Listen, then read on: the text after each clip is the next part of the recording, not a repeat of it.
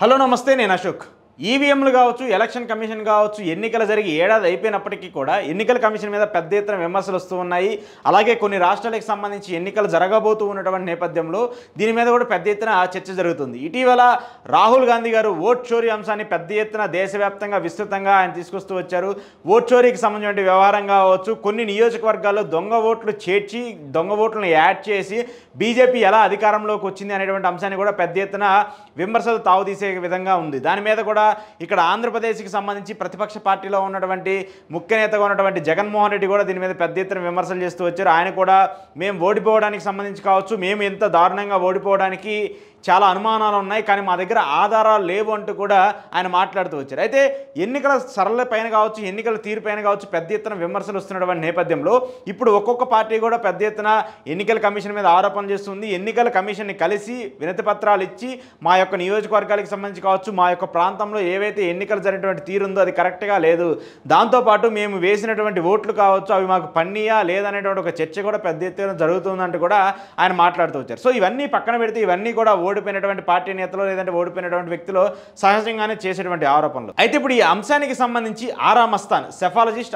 ఆరా survey పేరుతో చాలా కాలంగా రాజకీయాలకు సంబంధించి ఎన్నికలకు సంబంధించిన సరళపైన ఏ పార్టీ అధికారంలోకి వస్తుంది, ఏ పార్టీ అధికారంలోకి రాదు, ఏ పార్టీకి ఎన్ని సీట్లు వస్తాయంటూ కూడా ఆయన చాలా అథెంటిక్ రిపోర్టు బయట పెడుతూ ఉంటారు. ఇటీవల అసెంబ్లీ ఎన్నికలకు సంబంధించి కావచ్చు, అలాగే దేశానికి సంబంధించి పార్లమెంటరీ ఎన్నికలు జరిగినటువంటి నేపథ్యంలో కూడా ఆయన ఇచ్చినటువంటి సర్వే ఎగ్జాక్ట్గా మ్యాచ్ అవుతూ వచ్చింది. చాలా స్థానాలకు సంబంధించి అలాగే చాలా రాష్ట్రాలకు సంబంధించి ఆయన చెప్పేటువంటి సర్వే కూడా ఒక క్రెడిబిలిటీ ఉంటుంది. మెయిన్గా ఆంధ్రప్రదేశ్కి సంబంధించి ఇక్కడ జగన్మోహన్ రెడ్డి మళ్ళీ అధికారంలోకి వస్తాడంటూ కూడా ఈయన చెప్పినటువంటి సర్వే ఇప్పుడు పెద్ద ఎత్తున చర్చనీయాంశంగా మారింది ఆ సమయంలో. ఎందుకంటే అక్కడ ఆయన చెప్పినటువంటి రిపోర్ట్ కావచ్చు, ఆయన బయట పెట్టినటువంటి సర్వే కావచ్చు, అదంతా కూడా జగన్మోహన్ రెడ్డికి ఫేవర్గా ఉంటూ వచ్చింది. దాదాపు 90కి పైగా అసెంబ్లీ స్థానాలతో ఆయన అధికారంలోకి వస్తాయని చెప్పేసి ఆయన చెప్తూ వచ్చాడు. కానీ రివర్స్లో చూసుకుంటే జగన్మోహన్ రెడ్డి 11 స్థానాలకు పడిపోయాడు. కూటమికి సంబంధించి 164 స్థానాలతో ఎప్పుడూ లేని మార్క్ మెజారిటీతో కూటమికి సంబంధించిన నేతలందరూ కూడా విజయం సాధిస్తూ వచ్చారు. దాని మీద పెద్ద ఎత్తున అనుమానాలు వ్యక్తమవుతూ వచ్చాయి. ఆ తర్వాత జగన్మోహన్ రెడ్డి కావచ్చు, అలాగే వైసీపీకి సంబంధించి ఓడిపోయినటువంటి ఎమ్మెల్యే అభ్యర్థులందరూ కూడా ఎన్నికల కమిషన్ని కలిసి మార్క్ పోలింగ్ పెట్టాలి అంటే చాలా చర్చలు జరుగుతూ వచ్చాయి. సరే అవన్నీ కూడా పక్కన పెట్టిస్తే ఇప్పుడు ఆరా మస్తాన్ ఒక కొత్త నినాదాన్ని బయటకు తీసుకొస్తున్నారు. మెయిన్గా ఆంధ్రప్రదేశ్ ఎన్నికలకు సంబంధించి ఇక్కడ ఆంధ్రప్రదేశ్ పోలింగ్కి సంబంధించిన సరళిపైన ఎన్నికల కమిషన్ తీరుపైన కూడా ఆయన పెద్ద ఎత్తున విమర్శలు చేస్తున్నారు. ఆంధ్రప్రదేశ్కి సంబంధించి 6 గంటల తర్వాత పోలింగ్ అయినటువంటి అంశం ఏదైతే ఉందో దాని మీద పెద్ద ఎత్తున అనుమానాలు ఉన్నాయంటూ కూడా ఆయన పూర్తి ఆధారాలతో పూర్తి డేటాతో కూడా ఇప్పుడు బయట పెడుతున్నటువంటి పరిస్థితి కూడా కనిపిస్తుంది. అయితే సరే దీని మీద ఇది కొత్తగానే వచ్చేటువంటి ఆరోపణ అంటే కాదు, ఎన్నికలు జరిగిన తర్వాత నుంచి కూడా ఇవి పెద్ద ఎత్తున ఆరోపణలు వస్తుంది. ఎప్పుడైతే స్టేట్ ఎలక్షన్ కమిషన్ మీరా గారు 2 డేస్ తర్వాత ప్రెస్ మీట్ పెట్టి అప్పుడు నమోదైనటువంటి ఓటు శాతం అంటే 60కి పైగా అబోవ్ ఓటు శాతం నమోదైందని చెప్పేసి ఆయన 6 గంటల వరకు చెప్పారు. ఆ తర్వాత 2 డేస్ తర్వాత ఆయన ప్రెస్ మీట్ పెట్టి దాదాపు 80కి పైగా ఓటు శాతం పెరిగిందని చెప్పేసి 80కి పైగా ఓట్లు నమోదవుతూ వచ్చాయని చెప్పేసి కూడా ఆయన చెప్తూ వచ్చారు. సో ఈ వ్యత్యాసం ఏదైతే ఉందో దాని మీద పెద్ద ఎత్తున వ్యాఖ్యలు వస్తున్నాయి. అయితే ఇప్పుడు ఆరా మస్తాన్ ఒక రిపోర్ట్ను బయట పెడుతూ వచ్చారు. ఈ ఎన్నికలకు సంబంధించిన సరళ మీద మెయిన్గా ఆంధ్రప్రదేశ్కి సంబంధించి 6 గంటల తర్వాత ఓటింగ్ నమోదైనటువంటి ప్రక్రియ ఏదైతే ఉందో ఆ ఓటింగ్ నమోదైనటువంటి ప్రక్రియ మీదే నాకు అనుమానాలు ఉన్నాయంటూ కూడా ఆయన కొన్ని కీలక వ్యాఖ్యలు చేస్తూ వచ్చారు. అయితే ఆయన బయట పెట్టినటువంటి అంశాలు ఏంటనేది కూడా మీకు చూపించే ప్రయత్నం చేస్తాను నేను. అయితే ఇక్కడ మెయిన్గా ఆరా మస్తాన్ చెప్తూ వస్తుంది ఏంటంటే ఎన్నికలకు సంబంధించి అంటే ఆంధ్రప్రదేశ్లో ఓటింగ్ అంటే 2024 అసెంబ్లీ ఎన్నికలకు సంబంధించినటువంటి చూసుకుంటే ఎన్నికలకు సంబంధించి మొత్తం ఆంధ్రప్రదేశ్లో ఉన్నటువంటి ఓటర్లు 4,13,33,000 మంది ఓటర్లు. సో వీళ్ళందరూ కూడా 2024 వరకు ఎన్నికల కమిషన్ వెబ్సైట్లో ఎన్రోల్ అయినటువంటి ఓటర్లు. అయితే పోలింగ్ డేకి సంబంధించి స్టేట్ ఎలక్షన్ కమిషనర్ మీనా గారు చెప్పింది పోలింగ్ జరిగేటువంటి నేపథ్యంలో ఆ రోజు వరకు నమోదైనటువంటి పోలింగు 68.13%, 68.13% ఓటింగ్ నమోదవుతూ వచ్చిందని చెప్పేశారు. ఆ తర్వాత మెయిన్గా దాదాపు అంటే ఆ నెక్స్ట్ డే 2 డేస్ తర్వాత ఆయన చెప్పింది అనేటువంటి ఏంటి, 2 డేస్ తర్వాత మీనా గారు చెప్పింది ఏంటంటే టోటల్ ఆంధ్రప్రదేశ్లో నమోదైనటువంటి ఓటు శాతము 81.86%. 81.86% అంటే ఎన్ని ఓట్లో తెలుసా, దాదాపు 3,38,38,339 ఓట్స్. సో 3,38,38,339 ఓట్లు నమోదవుతూ వచ్చాయి. మొత్తం ఓటర్లు ఎంతమంది? 4,13,33,000 ఓట్ల మంది. పోలైనటువంటి ఓట్లన్నీ 3,38,38,339 మంది. అంటే ఆయన ఎన్నికలు జరిగినటువంటి రోజు ఏదైతే ఉందో, ఆయన ఎన్నికలు జరిగినటువంటి రోజు చెప్పినటువంటి ఓటు శాతం ఎంత?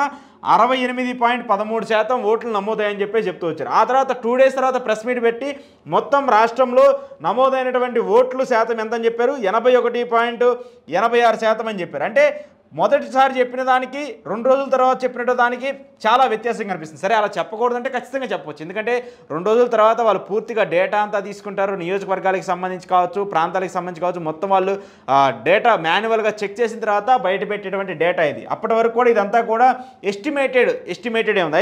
అయితే ఇక్కడ ఆరామస్తాన్ చెప్తుంది ఏంటి? ఈ 68%కి ఈ 81%కి దాదాపు 12.54% వ్యత్యాసం ఉంది.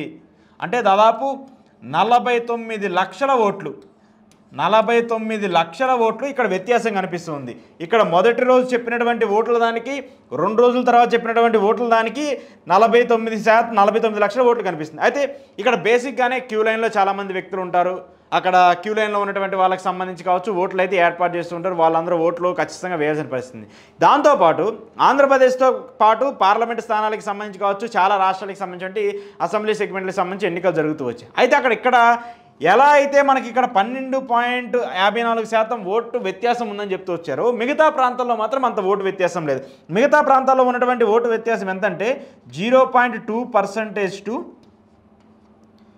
0.4%.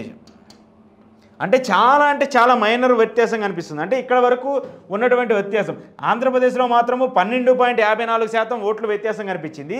మిగతా ప్రాంతాల్లో పార్లమెంటుకి సంబంధించి ఎన్నికలు జరిగినటువంటి ప్రాంతాలు ఏదైతే ఉన్నాయో ఈ పార్లమెంటు పరిధిలో కేవలం 0.2 to 0.4% ఉంది. అంటే చూసుకుంటే కంపేర్ చేసుకుంటే ఎక్కడా కూడా దీనికి వ్యత్యాసం కనిపించట్లేదు.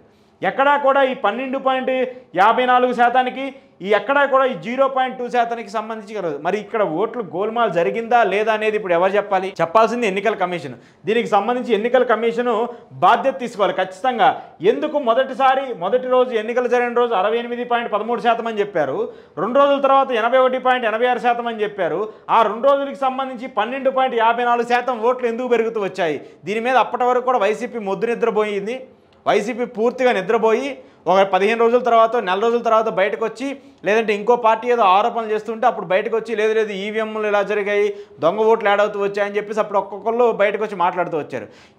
ఎలక్షన్ కమిషన్ ఎలక్షన్ని అనౌన్స్ చేసి, రిజల్ట్స్ అనౌన్స్ చేసి అప్పటి వరకు కూడా సైలెంట్గా ఉంటూ బయటకు వచ్చిన తర్వాత మాత్రము ఇప్పుడు 49 లక్షల ఓట్లు దొంగ ఓట్లు యాడ్ అవుతూ వచ్చాయి, అవన్నీ కూడా కూటమికి అనుగుణంగా ఉన్నాయని చెప్పేసి మీరు అప్పటికి మేలుకోకుండా, మీరు అప్పుడు నిద్రపోతూ, మీరు సరిగా అప్పుడు రెస్పాండ్ అవ్వకపోతే ఇలాంటివి జరుగుతూ ఉంటాయి. సో ఇక్కడ ఆరామస్తాన్ చెప్తూ వచ్చినటువంటి మెయిన్ పాయింట్ ఏంటంటే 12.54% ఓట్లు యాడ్ అవటమే ఇక్కడ ఆంధ్రప్రదేశ్కి సంబంధించిన రిజల్ట్ని తారుమారు చేస్తూ వచ్చింది.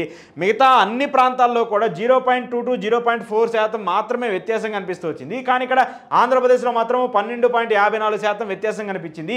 ఈ 12.54% వ్యత్యాసానికి సంబంధించే ఈ 49 లక్షల ఓట్లు తారుమారు అవుతూ వచ్చాయని చెప్పేసి ఆయన చెప్పింది.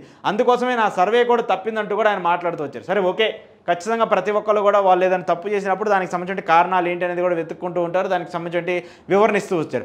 ఆరామస్తాన్ చెప్పినటువంటి ఇప్పుడు ఈ రిపోర్టే, ఆరామస్తాన్ చెప్తున్నటువంటి ఇప్పుడు ఈ అంశమే చాలా పెద్ద ఎత్తున విమర్శనం అవుతుంది. అయితే ఇక్కడ ఆరామస్తాన్ కొత్తగా యాడ్ చేసినటువంటి పాయింట్ ఏంటంటే ఇది 0.2 to 0.4% మిగతా అన్ని ప్రాంతాల్లో పెరిగినప్పుడు ఆంధ్రప్రదేశ్లో మాత్రం ఎందుకు ఇంత పెరిగింది? మొదట బయటపెట్టింది ఎవరంటే ఓట్ ఫర్ డెమోక్రసీ అనే సంస్థ. ఆ సంస్థ కూడా పార్లమెంట్ వ్యాప్తంగా, దేశవ్యాప్తంగా జరిగినటువంటి ఎన్నికలన్నింటినీ కూడా క్యాలిక్యులేట్ చేసుకుంటూ ఏ నియోజకవర్గంలో ఎంత ఓటు శాతం నమోదవుతూ వచ్చింది, ఏ అభ్యర్థికి ఎన్ని ఓట్లు వచ్చాయని చెప్పేసి కూడా వాళ్ళు ఎస్టిమేషన్ చేసుకుంటూ వచ్చినప్పుడు ఆంధ్రప్రదేశ్కి మాత్రము వాళ్ళు మేజర్ డిఫరెన్స్ని ఫైండ్ అవుట్ చేస్తూ వచ్చారు. ఆంధ్రప్రదేశ్కి సంబంధించి ఇంత పెద్ద ఎత్తున వేరియేషన్ ఎందుకు కనిపిస్తూ వచ్చింది, ఇంత పెద్ద ఎత్తున దొంగ ఓట్లు ఎందుకు యాడ్ అవుతూ వచ్చాయంటారా, లేదంటే ఇంత పెద్ద ఎత్తున ఓట్లు ఎందుకు లెక్క పెట్టారని చెప్పేసి కూడా చెప్తున్నారు. అంటే ఇక్కడ టోటల్ ఓటర్స్కి, పోలైనటువంటి ఓట్లకి, ఇక్కడ యాడ్ అయినటువంటి ఓట్లకి ఇంత వ్యత్యాసం ఎందుకు కనిపిస్తుంది అనేది ఇప్పుడు పెద్ద ఎత్తున చర్చ. సో ఈ అంశం మీద పెద్ద ఎత్తున ఆరామస్తాను విమర్శలు చేస్తూ ఉన్నారు. ఖచ్చితంగా ఎన్నికలు జరిగినటువంటి తీరుపైన, ఎన్నికల సరళపైన, ఎలక్షన్ కమిషన్ తీరుపైన నాకు ఖచ్చితంగా అనుమానాలు ఉన్నాయంటూ కూడా ఆయన మాట్లాడుతూ వస్తున్నారు. ఎందుకంటే ఒక అథెంటిక్ సర్వే రిపోర్ట్స్ ఎప్పుడు బయటపెట్టేటువంటి వ్యక్తి మొదటిసారి అసెంబ్లీ ఎన్నికలకు సంబంధించి ఆయన రిపోర్ట్ ఫెయిల్ అవుతూ వచ్చింది. దాంతోపాటు చాలా పెద్ద పెద్ద సెఫాలజిస్ట్కి సంబంధించిన చాలా పెద్ద పెద్ద సంస్థలన్నీ కూడా ఇక్కడ ఆంధ్రప్రదేశ్ సంబంధించి కావచ్చు, అలాగే దేశ రాజకీయాలకు సంబంధించిన ఎన్నికల రిపోర్ట్ల మీద కూడా వాళ్ళ రిపోర్ట్లను కూడా బయట పెడుతూ వచ్చారు. సో వాళ్ళు కూడా మెజారిటీ ఫ్యాక్టర్స్ ఎక్కడా కూడా ఫెయిల్ అవ్వలేదు. కానీ ఆంధ్రప్రదేశ్కి వచ్చేసరికి మాత్రం ఫెయిల్ అవుతూ వచ్చింది. దాని మీద ఇప్పుడు పెద్ద ఎత్తున అనుమానాలు రేపెత్తిస్తున్నాయి. సరే, ఇప్పుడు ఎంతమంది మాట్లాడినా, ఎన్నికల కమిషన్ మీద ఎన్ని ఆరోపణలు చేసినా ఎన్నికలను రద్దు చేసే పరిస్థితి అయితే ఉండదు. ఖచ్చితంగా 5 ఏళ్ల పాటు ఈ ప్రభుత్వం ఉండాలి. కానీ ప్రజాస్వామ్యబద్ధంగా ప్రజలు ఓట్లేస్తే గెలవాల్సినటువంటి కొన్ని పార్టీలు కావచ్చు, అధికారంలో ఉండాల్సిన పార్టీలు కావచ్చు, ఈ మేర తారుమారు చేసి గెలుస్తున్నాయనేది ఇప్పుడు పెద్ద ఎత్తున ఆరోపణ. దానికి సంబంధించి రాహుల్ గాంధీ పెద్ద ఎత్తున విమర్శలు చేయటము, ఓట్ చోరీకి సంబంధించిన అంశం మీద మాట్లాడటము, ఇప్పుడు బీహార్కి సంబంధించిన ఎన్నికలు జరగబోతున్న నేపథ్యంలో అక్కడ కూడా పెద్ద ఎత్తున విమర్శలు చేయడము, ఆ నెక్స్ట్ తమిళనాడుకి సంబంధించిన ఎన్నికలు జరగబోతున్నాయి, ఆ తమిళనాడు కూడా పెద్ద ఎత్తున ఆరోపణలు వస్తున్నాయి, అక్కడ కూడా ఓటర్లను తొలగిస్తూ ఉన్నారు, అక్కడ కూడా కొత్త ఓట్లు యాడ్ చేస్తున్నారు అని చెప్పేసి అంశాలు పెద్ద ఎత్తున వస్తున్నాయి. సో ఈ అంశాలన్నీ వస్తున్నప్పుడు ఎన్నికల కమిషన్ ఇప్పటికైనా పూర్తి పక్షపాతం లేకుండా, ఎలాంటి అంశాలు లేకుండా స్వతంత్రంగా ఎన్నికలు నిర్వహించాలనేది కూడా ఆరోపిస్తూ వస్తున్నారు. మరి ఈ అంశాలన్నింటినీ కూడా ఆరామస్తాన్ లాంటి వ్యక్తులు ఇప్పుడు బయటకు వచ్చి మాట్లాడుతూ ఉన్నా కూడా పెద్ద ఉపయోగం ఉండదు. కానీ ఇలా జరిగింది అనేది మాత్రము వాళ్ళైతే చాలా గట్టిగా చెప్తూ ఉన్నారు. మరి దీని మీద ఎన్నికల కమిషన్ ఏమైనా రెస్పాండ్ అవుతుందా? ఎందుకంటే ప్రతిసారి కూడా ఎన్నికల కమిషన్ మీద ఇంత పెద్ద ఆరోపణలు వస్తున్నా కూడా వాళ్ళు పెద్దగా ఏం స్పందించట్లేదు, నార్మల్గా మాట్లాడుతూ ఉన్నారు తప్పితే దీనికి సంబంధించి వివరణ ఇచ్చే ప్రక్రియ అయితే కనిపించట్లేదు. సో దీనికి సంబంధించిన పరిణామాలన్నీ చూసుకున్నప్పుడు దేశ రాజకీయాలకు సంబంధించి మెయిన్గా ఎన్నికల కమిషన్కి సంబంధించిన వ్యవస్థ మీద, ఎన్నికలకు సంబంధించిన అధికారుల మీద కూడా పెద్ద ఎత్తున ఆగ్రహం వ్యక్తం చేస్తున్నారు. మెయిన్గా మీనా గారికి సంబంధించి ఆంధ్రప్రదేశ్ అప్పుడు స్టేట్ ఎలక్షన్ కమిషనర్గా ఉన్నటువంటి మీనా గారి మీద కూడా పెద్ద ఎత్తున ఆరోపణలు వస్తున్నాయి. సో ఏదైతే ఆరామస్తాన్ రైజ్ చేసినటువంటి పాయింట్ ఉందో, ఈ రైజ్ చేసినటువంటి పాయింట్ ఈ 2 పాయింట్లుగా మనం చూడాల్సినటువంటి పరిస్థితి. మరి దీని మీద వైసీపీ ఇప్పుడు అప్పుడు దాకా నిద్రపోయి ఇప్పుడు మేలుకొని ఇప్పుడు ఇలా జరిగిందని చెప్పినా కూడా పెద్దగా ఉపయోగం లేదు. కాబట్టి మరి రాబోయే రోజుల్లో అయినా సక్రమంగా ఎన్నికలు జరగాలని చెప్పేసి అందరూ కోరుకుంటూ ఉన్నారు.